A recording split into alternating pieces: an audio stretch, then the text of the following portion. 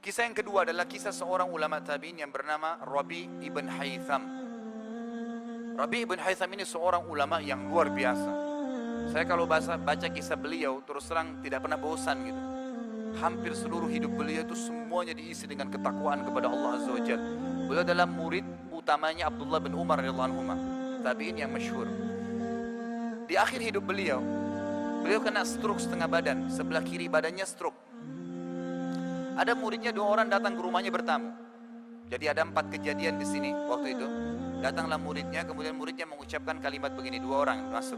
Wahai imam, kalau kita sekarang ustadz atau kiai, wahai imam, kami ingin bertanya, apa yang membentuk pribadi Anda sehingga Anda kalau berbicara selalu sesuatu yang bermanfaat? Kalau dia ucapkan kalimat nasihat, nanya kabar, gitu kan? Atau memang dia berzikir? Nggak ada yang lain. Jadi tidak pernah hardik orang, menghina, menggibah, memfitnah, nggak pernah. Selalu lisannya ngucapin sesuatu yang bermanfaat. Kalau bukan zikir, nanya kabarnya orang atau nasihat.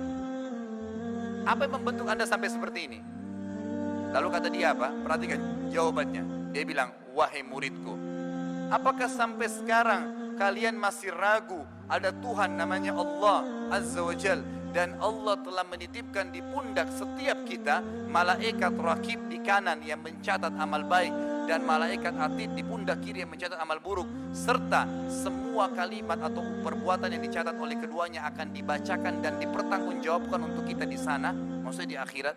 Artinya yang membentuk saya sampai hati-hati begini, nggak sembarangan ngomong. Ya itu karena saya tahu ada rakib, atid, dan ada Allah Azza wa Jalla mengontrol, serta saya akan dihisab oleh Tuhan saya pada hari kiamat.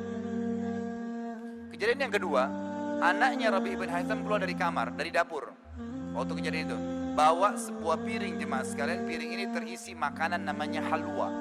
Halwa ini waktu itu bahannya mahal, buatnya susah.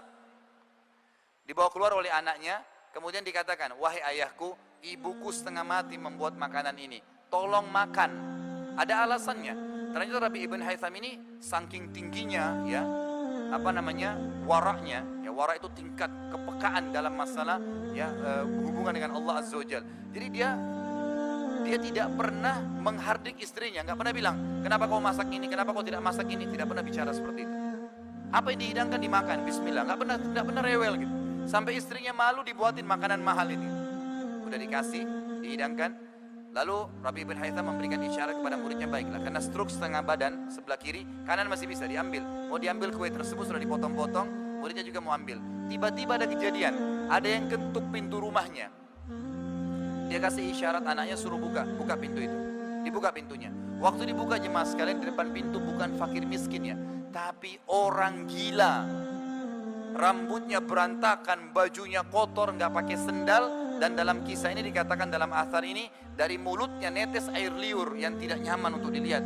Lalu dia kasih isyarat dengan tangannya minta makan. Rabi' ibn Haytham tunjuk anaknya, suruh ambil piring tadi halwa itu, bawa ke orang gila sana. Anaknya balik, diambil piringnya, tadi halwa ini sudah dipotong-potong ya. Dia bawa ke orang gila, harapannya anaknya Rabi' ibn Haytham ini diambil 1 potong. Begitu tiba di depan orang gila, makannya dilihat mewah, dirampas ya, bukan diambil, dirampas, lalu dimakan semuanya oleh orang gila ini, tidak cukup.